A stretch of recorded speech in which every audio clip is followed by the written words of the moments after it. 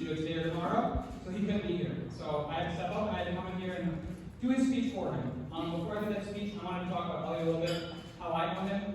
He is one of the most genuine human beings you will ever meet in your entire life. He is amazing. He's like a brother to me, I love him, and he is perfect. I never thought I would be good enough for him until I met Elise, and these two are going to be perfect. I cannot believe that these two found each other, and I love that they found each other. So, now I'm going to turn to Andrew for you. He had a nice speech for everybody, so I'm going to read his speech for everybody. I'd like to first thank everyone for coming today, celebrating Elise's and Elliot's wedding. The family and friends coming from near and far to show their love and support for the newlyweds is an amazing experience for those of you who don't know me. I'm Elliot's brother, Andrew, and I'm completely honored to be Elliot's best man. Going from diapers to graduating high school, to buying houses and stag parties, and now to weddings. I'm so very excited and proud of this man. But it is easily for me to still think of him as my little brother. We shared a bedroom for almost 17 years, which is super weird, I know. But being that close to someone for a long time builds a bond you can't always explain. I'll say this, my brother and I were very lucky to be raised by my parents, Janice and Carrie. For those of you who know them, you know that what wonderful people they are. For those of you who don't know them, they'll be at the bar shortly. I'm sure you can get to know them there yourselves. Because our parents were so wonderful, we didn't really get into too much trouble growing up. We made mistakes over the years for sure, but there were good examples and helped us make mostly good decisions. Where they might have lacked a little was how to discipline us. Maybe they didn't get a lot of practice, or maybe it just wasn't one of their skills. I'll give you an example.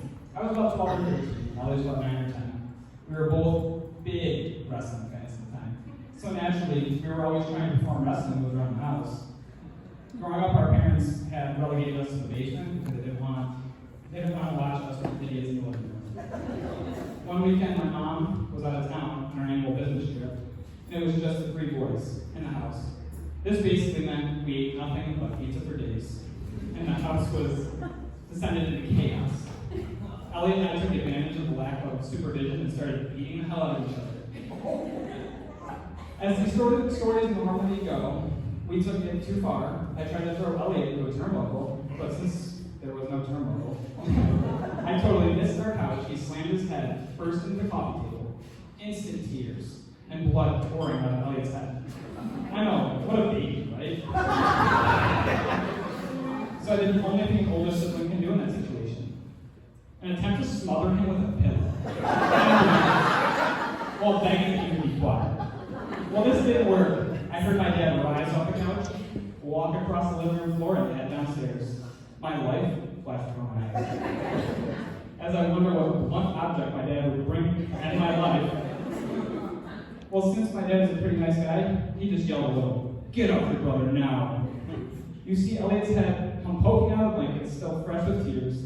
We sit on the couch while Dad checks my brother's head. Sternly, he yells, "Don't move off this couch until I get back."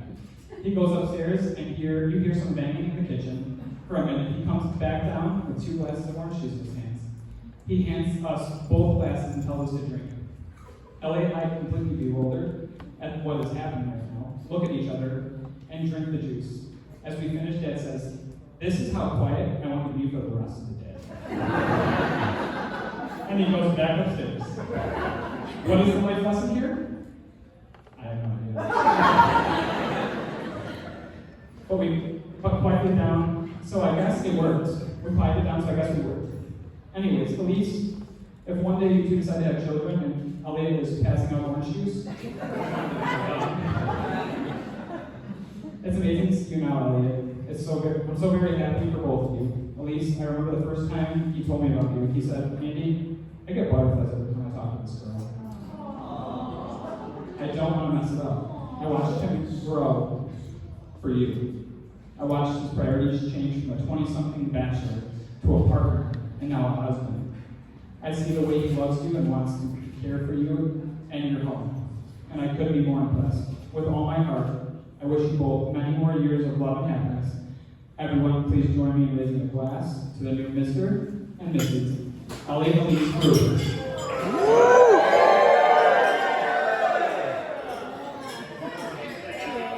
Cheers. Oh, it's champagne. Cheers, Fraser! Champagne. That was cute. I cried like 3 times at the